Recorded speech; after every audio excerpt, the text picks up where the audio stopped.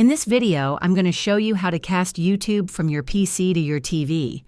Whether you want to watch a video on the big screen or share something with friends and family, it's super easy and works with almost any modern TV.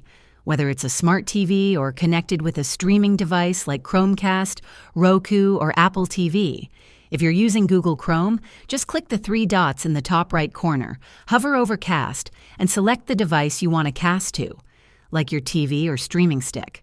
From there, you can choose to cast the entire browser tab, a specific window, or just the video itself if you're already playing it on YouTube.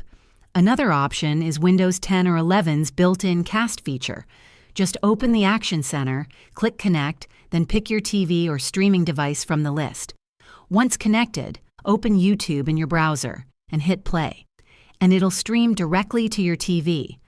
Mac users can use AirPlay. Click the AirPlay icon in the menu bar, then choose your Apple TV or compatible smart TV. Open YouTube in Safari or Chrome and start playing the video. It'll mirror right to your TV. Thanks for watching. If this helped you cast YouTube from your PC to your TV, drop a comment below and let me know which method worked best for you. Don't forget to like and subscribe for more simple tech tips. See you next time.